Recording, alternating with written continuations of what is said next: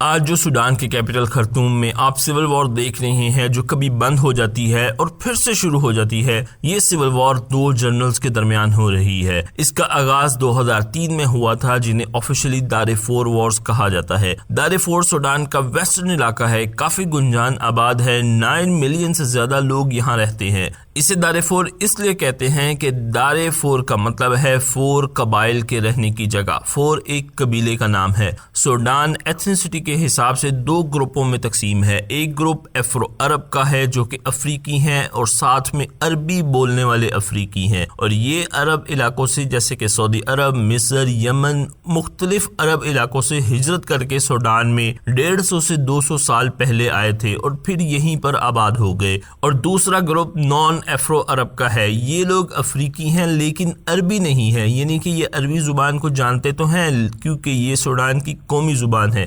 لیکن یہ عرب علاقوں سے ہجرت کر کے نہیں آئے، یہیں کے رہنے والے ہیں جو سالوں سے صدیوں سے یہیں پر آباد تھے۔ نان افرو عرب کی آبادی 30% کے قریب ہے اور افرو عرب 70% کے قریب ہے۔ افرو عرب افریقی تو ہے لیکن وہ عربی بولنے والے افریقی ہیں۔ ان کے نئے نقش، ان کا چہرہ افریقی ہے لیکن ان کا کمپلیکشن تھوڑا نیٹو سے مختلف ہے اور عربوں کے زیادہ قریب ہے۔ کولونیل دور میں 1956 تک سوڈان میں برطانیہ کی حکومت تھی۔ جب جنوری 1956 میں انگریزوں نے اپنا قبضہ ختم کیا تو سوڈان میں پاور ان 70% عربی بولنے والے افریقیوں کے ہاتھ میں آ گئی، جبکہ نان عرب افریقنز اقلیت میں چلے گئے۔ اس میں بھی سوڈان کا یہ ویسٹرن ریجن دارفور خاص طور پر اہم ہے، اس لیے کہ دارفور میں 4 قبیلے کے لوگوں کی صدیوں سے ایک اپنی آزاد سلطنت رہی تھی۔ یہ ریاست آٹومن امپائر کی وفادار تھی۔ فرسٹ ورلڈ وار میں انہوں نے عثمانی ترکوں کا ساتھ دیا تھا انگریزوں کے خلاف اور انگریزوں سے جنگ کی تھی۔ انہوں نے آٹومن امپائر کی طرف سے اور یہ جنگ ہار گئے تھے، جس کے جواب میں پھر انگریزوں نے دارفور پر قبضہ کر دیا اور دارفور کے آخری بادشاہ علی دینار کو انہوں نے قتل کر دیا۔ اس کے بعد اس علاقے کو سوڈان میں شامل کر کے انگریزوں نے پورے سوڈان پر دارفور سمیت ہی قبضہ کر لیا۔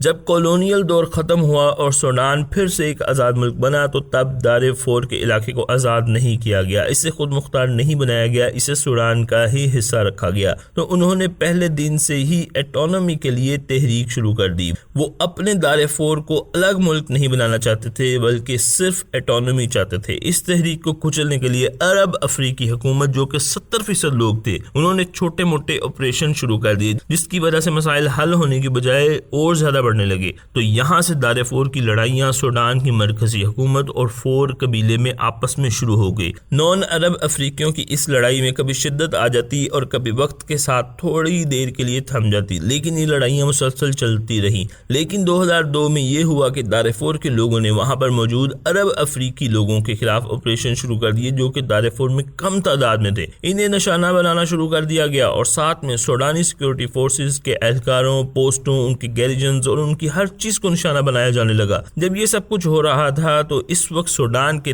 طاقتور ترین پریزیڈنٹ عمر البشیر تھے۔ یہ کبھی سوڈانی فوج میں کرنل ہوا کرتے تھے، لیکن 1989 میں انہوں نے اقتدار پر قبضہ کر لیا، اپنی فوجی حکومت قائم کی اور 1993 میں ملک کے پریزیڈنٹ بن گئے اور پھر خود ہی فیلڈ مارشل بھی بن گئے۔ جب ان کے اقتدار کو 2003 میں 10 سال ہونے کو تھے تو انہوں نے دارفور میں حملوں کا جواب دینے کے لیے اپنی فوج کو تیار کیا، لیکن یہاں ان کے سامنے ایک مسئلہ آ گیا، وہ یہ کہ دارفور کے جنگجو جو وہاں کے نیٹو افریقی قبائل تھے وہ تو صحراؤں میں گوریلا وار کے عادی ہو چکے تھے، کیونکہ واقعات کچھ اس طرح سے ہو رہے تھے کہ باغیوں نے 38 حملے کیے اور ان میں سے صرف 4 کو سوڈانی فورسز ناکام بنا پائیں، باقی تمام میں سوڈانی فورسز کو شکست کا سامنا کرنا پڑا۔ اب اس کا جواب کیسے دیا جائے؟ اس کے لیے پریزیڈنٹ فیلڈ مارشل عمر البشیر نے انٹیلیجنس کے ساتھ مل کر ایک پلاننگ کی اور اس میں ایک خطرناک فیصلہ کیا گیا، وہ یہ کہ دارفور کے نان عرب باغیوں کے خلاف دارفور میں ہی رہنے والے عرب لوگوں کو جن کی آبادی کم تھی، ان کو مسلح کیا جائے، ان کو ہتھیار دیے جائیں اور ان سے کام لیا جائے اور ان کو ٹریننگ دی جائے تاکہ یہ لوگ شہروں اور گاؤں میں چھپے ہوئے باغیوں کی جاسوسی بھی کر سکیں اور ٹھکانوں کا پتہ بھی بتا سکیں۔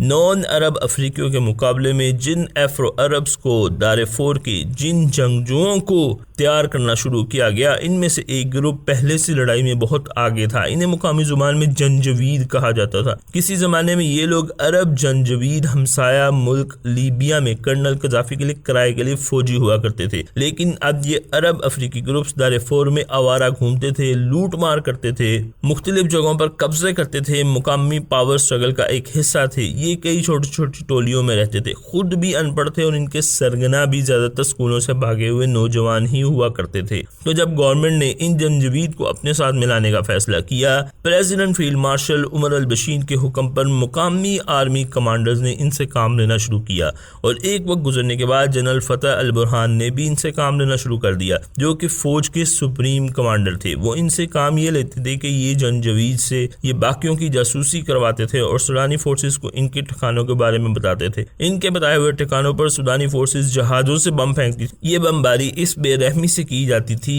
کہ نان عرب باغیوں کے پورے محلے علاقے گاؤں جلا کر راکھ کر دیے جاتے تھے۔ جو انہیں پناہ دیتا تھا اس کا سارا خاندان ختم کر دیا جاتا تھا۔ یہ جنجوید جب تھوڑے سے پاورفل ہوئے تو ان کو پیرا ملٹری فورس کا درجہ دے دیا گیا، یعنی کہ ان کا نام RSF رکھا گیا۔ اس کے کمانڈر اسکول سے بھاگے ہوئے لمبے پتلے نوجوان محمد حمدان داغلو تھے، لیکن جب انہیں پیرا ملٹری فورس کے لیڈر کے اختیارات ملے تو یہ جنجوید سے سیدھے جنرل حمیدتی بن گئے۔ اب ہر کوئی انہیں جنرل حمیدتی کے نام سے جانتا ہے۔ جنرل حمیدتی نے 2003 سے 2008 کے درمیان ان 5 سالوں میں دارفور میں باغیوں کو مکمل طور پر کچل کر رکھ دیا۔ بچے، بوڑھے، جوان، کسی کو رعایت نہیں ملتی تھی۔ جو باغیوں کا ساتھ ہوتا تھا یا اس کے ساتھ ہونے پر شک بھی ہوتا تھا، اس کے پورے گھر، اس کی جائیداد، اس کے خاندان کو زندہ جلا دیا جاتا تھا۔ اس سب کے باوجود، اتنے نقصان کے باوجود، صدر عمر البشیر انہیں اپنا پروٹیکٹر اور اپنا بندہ،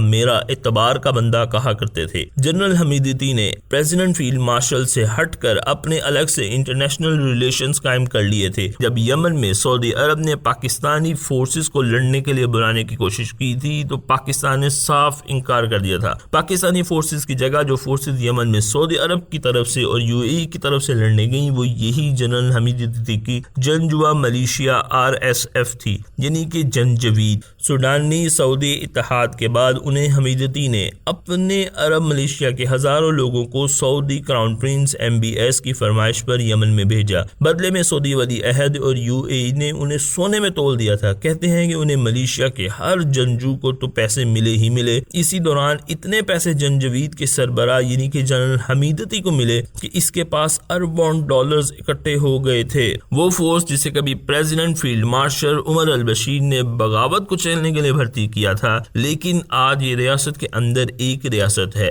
RSF کی جنرل حمیدتی 2019 میں بہت طاقتور ہو چکے تھے۔ وہ سوڈان کے تیسرے سب سے طاقتور شخص بن گئے تھے۔ پریزیڈنٹ عمر بشیر اور commander in chief Fath al Burhan جو انہیں اپنی مدد کے لیے لے کر آئے تھے، اب دونوں کے پاس انہیں ہٹانے کا کوئی طریقہ ہی نہیں ہے، بلکہ الٹا یہ ہے کہ وہ ان دونوں کو ہٹانے کی پلاننگ کرنے لگے تھے۔ 30 سال سے اقتدار پر قابض پریزیڈنٹ عمر البشیر کے خلاف 2019 میں سوڈانی عوام پھٹ پڑے۔ غربت اور عالمی پابندی سے پریشان لوگ جو کہ عمر البشیر اور جنرل حمیدتی کی وجہ سے ہی لگی تھی، ان پابندیوں سے پریشان لوگوں نے انسانی حقوق اور جمہوریت کی بحالی کا نعرہ لگایا اور سڑکوں پر نکل آئے۔ صدر عمر البشیر کے حکم پر جنرل حمیدتی نے سینکڑوں مظاہرین کو قتل کر دیا اور ان پر سیدھی گولیاں چلائیں اور بہت سو کو گرفتار کیا گیا، بہت سو کو لاپتہ کر دیا گیا۔ لیکن اصل میں جنرل حمیدتی عمر البشیر کی جگہ لینے کے لیے راہ ہموار کر رہے تھے، انہیں اور زیادہ غیر مقبول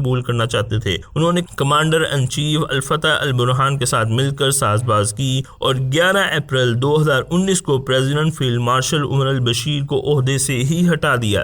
جیسے پریزیڈنٹ فیلڈ مارشل ایک اسکول سے بھاگے ہوئے لڑکے کو جنرل حمیدتی بنا کر لائے تھے اور اپنا پروٹیکٹر بنا کر لائے تھے، اسی کے ہاتھوں پر رخصت ہوئے۔ اب تو جنرل حمدان داغلو حمیدتی کو اپنے اصل چیلنج جنرل الفتح البرہان سے لڑائی کرنی تھی، کیونکہ ابھی تو صرف صدر فارغ ہوئے تھے، جبکہ جنرل حمیدتی سوڈان کے حکمران بننا چاہتے ہیں۔ تو اپریل 2019 میں جب صدر عمر البشیر کی حکومت گرائی گئی تو ان کی جگہ ایک ٹرانزیشنل ملٹری کونسل بنائی گئی۔ اس کا مقصد یہ تھا کہ یہ سوڈان میں فری اینڈ فیئر الیکشن کروا کر، جس کا لوگ مطالبہ کر رہے تھے، ملک کو ڈیموکریٹک گورنمنٹ کے حوالے کر دیں گے۔ اس کونسل جنرل کے سربراہ جو تھے وہ جنرل فتح البرہان خود تھے، جو کہ آرمی چیف بھی تھے، جبکہ انہوں نے نائب جنرل حمیدتی کو بنایا۔ اس سے آپ جنرل حمیدتی کی طاقت کا اندازہ کر سکتے ہیں۔ اب یوں ہو رہا ہے کہ دونوں سوڈانی حکمران جمہوری حکومت کے قیام کی تو کوئی تاریخ ہی نہیں دے رہے، اور نہ ہی ملک میں اسٹیبلٹی آ رہی ہے، کیونکہ اب دونوں حکمرانوں میں رسہ کشی چل پڑی ہے کہ کون قائم رہے گا۔ جنرل فتح البرہان یہ چاہتے ہیں کہ جمہوری حکومت کی بحالی تب شروع ہوگی جب ملک کی ایک فوج ہوگی، کیونکہ ان کے نزدیک جس طرح سے ان کو نظر بھی آ رہا ہے اس وقت ملک میں 2 فوجی ہیں،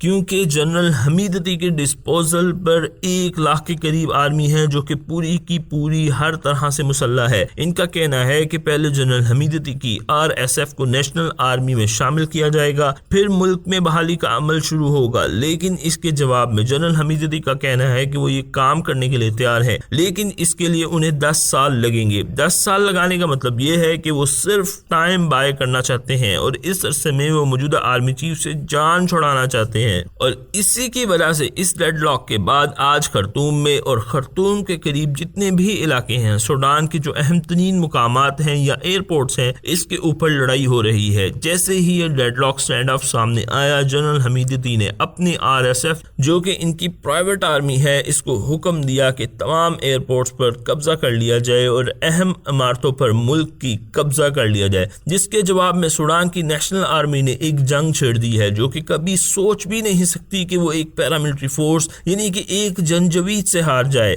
سوڈان کی نیشنل آرمی اور جو سابقہ جنجوید RSF موجودہ یہ آپس میں دستوں گریباں ہیں، اور پچھلے 2-3 ہفتوں سے یہ لڑائیاں شہر کی گلی محلوں میں اور اہم شہراؤں پر لڑی جا رہی ہیں۔ جنرل حمیدتی پیچھے ہٹنے کا نام بھی نہیں لے رہے، کیونکہ اس کا مطلب صاف ہے کہ اگر وہ اپنی فوج سے دستبردار ہو جاتے ہیں تو ان کے خلاف کارروائی بھی ہو سکتی ہے، اور ان کے پاس جو اتنی طاقت ہے، جو ان کے تعلقات ہیں، جو دنیا کے ساتھ تعلقات ہیں، وہ سب کہیں کے نہیں رہیں گے۔ ان کی جو دولت، جو آج وہ ملک کے دوسرے طاقتور ترین شخصیت ہے، اور ان کے سامنے صرف ایک ہی رکاوٹ ہے جس کے بعد وہ ملک سوڈان کے ڈیفیکٹو حکمران بن جائیں گے، وہ اس رکاوٹ کو عبور کرنا چاہتے ہیں، لیکن سوڈان کے لوگ اور سوڈان کی نیشنل آرمی اس کو قطعی طور پر قبول کرنے کو تیار نہیں ہے کہ ایک جنجوید یا ایک RSF جس کو انہوں نے ہی بنایا ہے وہ اس سے ہار جائیں اور اس کو اپنا صدر یا کمانڈر ان چیف تسلیم کر لے۔ یہ civil war 3rd world country کے ایک ایسی سول وار ہے جس میں صرف اور صرف سوڈان کے 2 جنرلز ہی نہیں بلکہ انٹرنیشنل کمیونٹی کے بہت سارے ملک شامل ہیں،